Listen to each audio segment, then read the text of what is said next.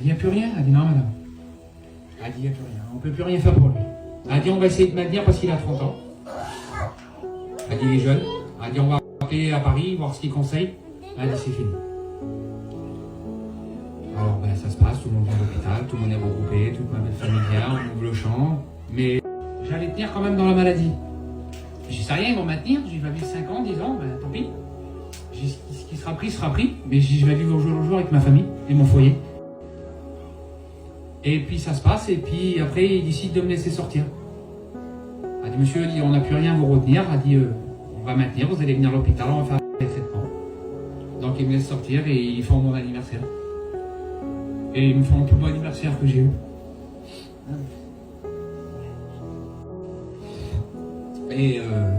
Et Vanessa Mario, elle va, mais moi je ne le savais pas, elle va chez le docteur Fleury, là, le docteur traitant qu'on a. Et elle dit, voilà, elle dit, il vivra pas longtemps. Elle dit, il va vivre quelques semaines. Et il ne me l'avait pas dit, il m'avait caché à moi. Alors je me voyais le soir, je rentrais dans le lit, mon petit. Ah non,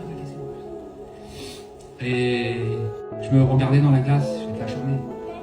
Là je suis pas gros, mais j'étais repris 7 kilos. J'avais les yeux, c'était des yeux de malade, un corps malade. J'avais les os, ça c'était rentré en dedans. J'étais vraiment pas bien. La dame a dit, quand il va se déshydrater, il partira. Il va s'étouffer parce que la leucémie qu'il a, elle va prendre le dessus. Et on branchera artificiel. Et alors imaginez-vous qu'ils avaient déjà regardé mon camping, que mon camping n'était pas. Alors imaginez-vous qu'ils avaient déjà regardé mon camping, que mon camping n'était pas adapté. Alors, hein, ils avaient déjà vu que c'était fini. Et donc j'étais à l'hôpital. Et je suis rentré à l'hôpital. Ils m'ont mis le sang de ma soeur. Ils m'ont remis du sang. Et après j'ai fait donc le GVH. Et c'est là qu'ils avaient dit, le médecin, il va se déshydrater. Je perdais 6 litres par jour. Le corps était... J'avais plus rien. Ils m'ont rentré d'urgence à l'hôpital. Bah pareil, ils sont tous venus dans le camping encore. Arrête, mon fils, tu peux jamais. Va qu'à maman. Et du coup, donc, ma femme appelle les médecins. Dagadji a dit, vous le rentrez tout de suite d'urgence. Elle a dit, on va s'en occuper, il a un retour de GVH. Le VH se retourne sur lui. Donc ça y attaque sûrement les organes. Ah mon fils. Ah il a mon fils. Ah mon fils. Et du coup, donc ils mettent une semaine, 8 jours. Ils font rien dans l'hôpital. En gros, je suis en train de partir. Et je dormais toute la journée avec la fièvre. J'ai attrapé la bronchiolite, j'avais des infections au poumon, j'avais de la fièvre. Ça y est, c'était fini. J'étais dans le lit, mais mon cousin Jason est là, il le ressentait. J'étais dans le lit, mais mon cousin Jason est là, il le ressentait.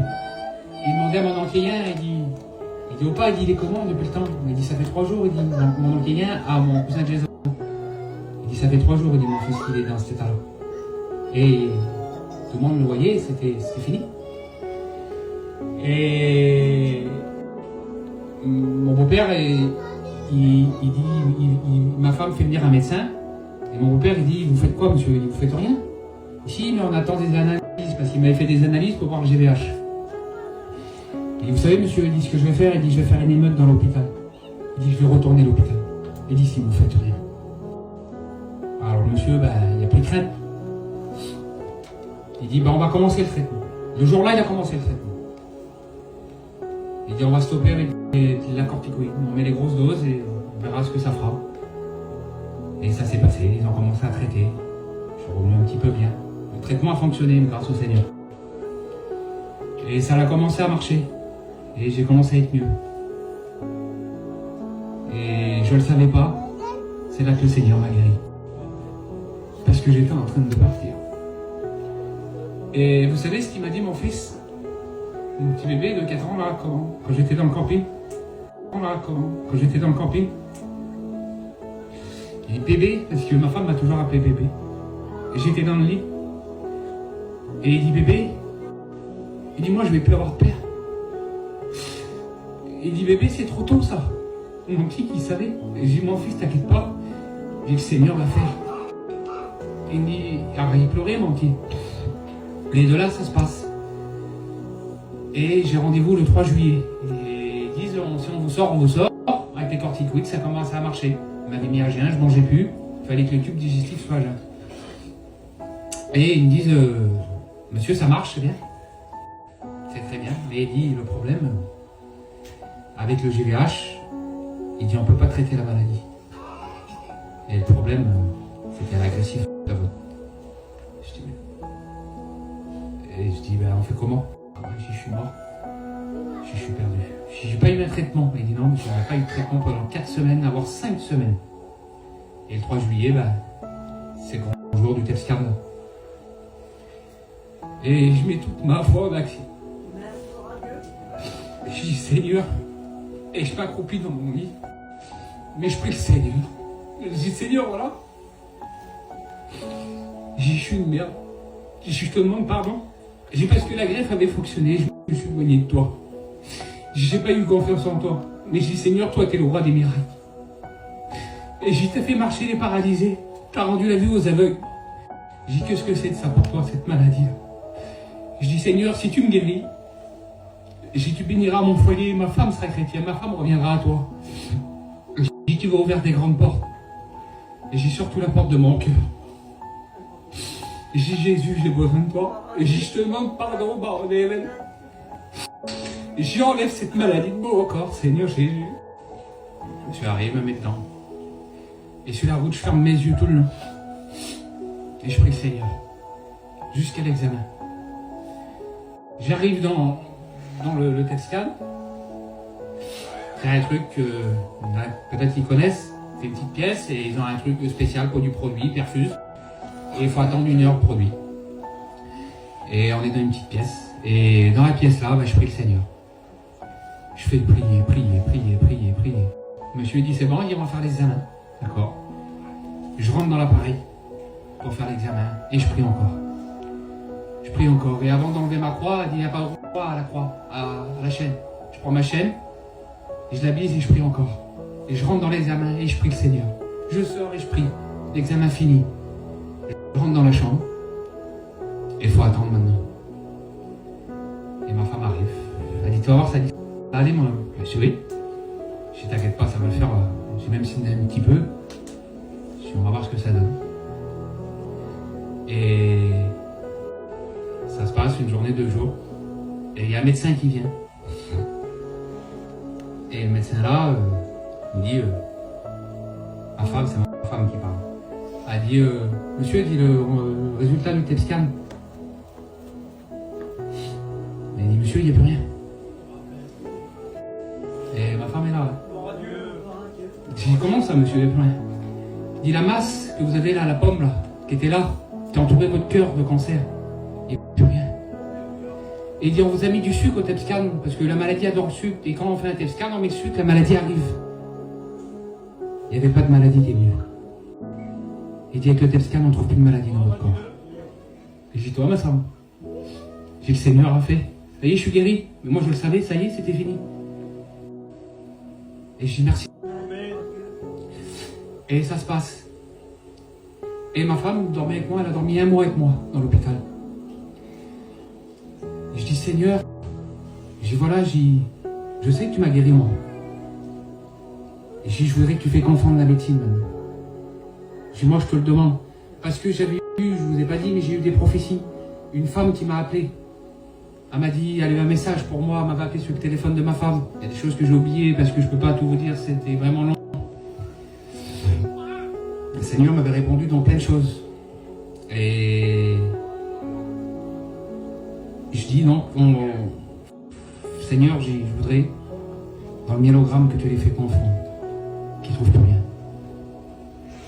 Et c'est écrit dans la Bible, apparemment, quand l'Éternel crie, quand un malheureux crie, l'Éternel l'entend. 2 jours après, monsieur, examen. 2 jours après, monsieur, examen. Je dis, pourquoi faire, madame, examen? Elle dit, on ne trouve plus rien au TEPS Scan, on va chercher la moelle.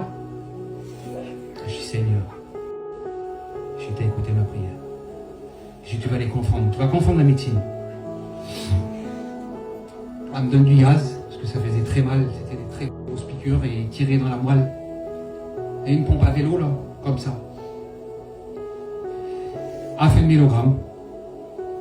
A dit, monsieur, a dit, voilà, a dit, il y a un problème. Donc 2 jours après, a dit, les cellules sont écrasées. J'ai dit, Seigneur Jésus, t'as fait confondre la médecine. J'ai dit, quelle puissance va vous aider.